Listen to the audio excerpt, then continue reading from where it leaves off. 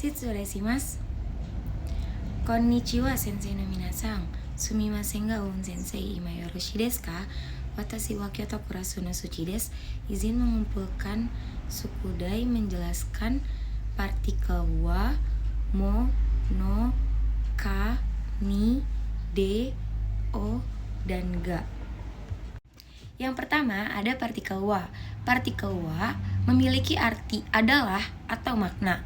Fungsinya menunjukkan topik pembicaraan atau apa yang sedang dibahas. Kemudian penggunaannya dipakai untuk mengetahui hal utama dalam kalimat. Contohnya, watashi wa kaishain desu. Saya adalah pegawai perusahaan. Fokusnya di kata saya, bukan di aktivitasnya. Yang kedua, ada partikel mo.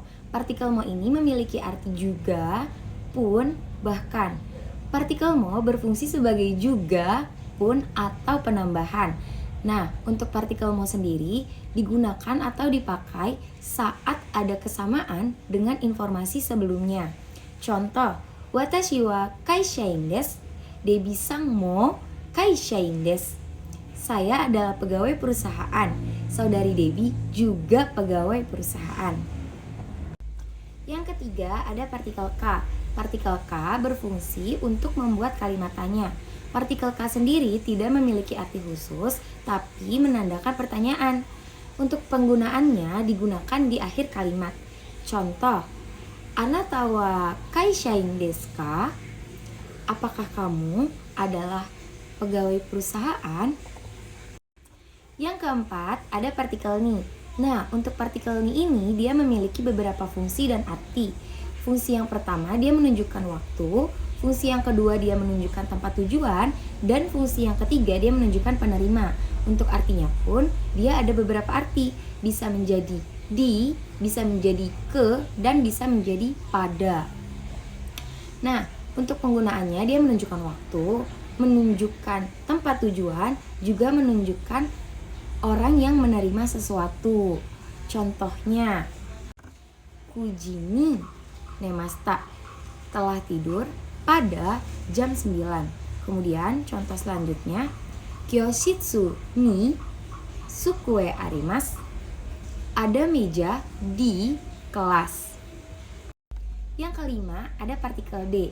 Nah, partikel D juga memiliki beberapa arti, yaitu di, dengan.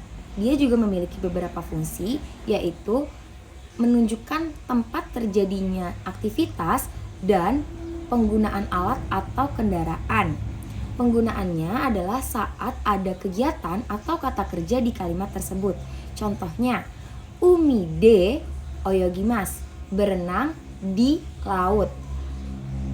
Borupen de kakimasu, menulis dengan pulpen.